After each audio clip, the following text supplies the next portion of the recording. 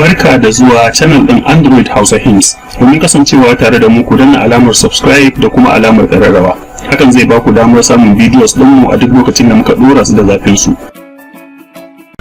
Assalamu alaikum. Yau za mu yi tutorial kan yadda ake buɗe account da Andromo.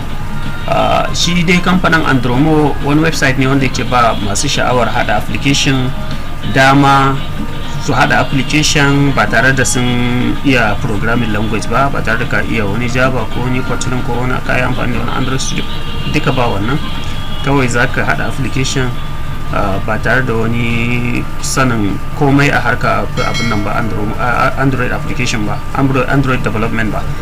Da ka shiga Play Store akwai thousands of applications waɗanda dukkan su an yi su daga Andromo ne, wanda za ka iya tunanin wani ƙwararre ne ya yi su, alhali ba wani ƙwararre ba ne. So da farko za ka shiga andromo.com, ta shiga andromo.com zai buɗe maka a nan wajen. za ka ga baka ga sign up ba saboda login suka sake kuma baka da account, so still sai ka taba login.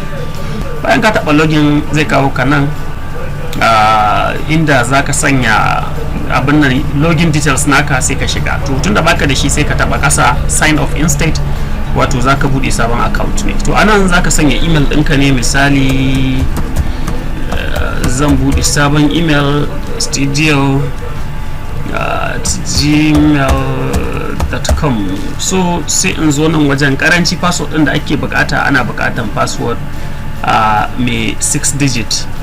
so da haka anan sai in sanya 6 digit password, 6 digit password kamar misali, ko kuma ma ko da za ta wuce 6 digit din ma babu laifi. saboda haka sai ka sanya password ɗinka a nan wajen, gashi nasa.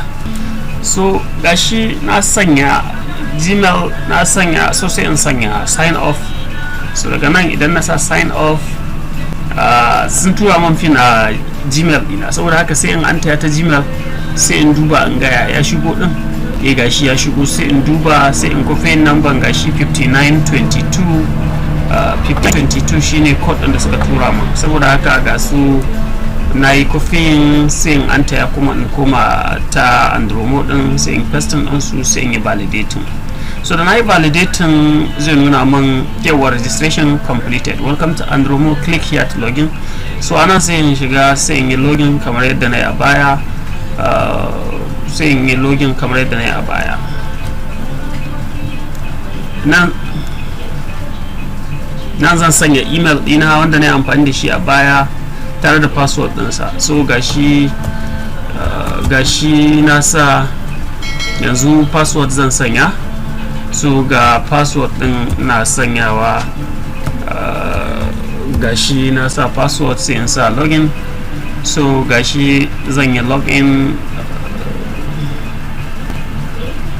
so gashi ya bude min homepage na abin nan dina na Andromo dina. wannan shine yadda ake bude account da Andromo. Thank you very much and have a nice day.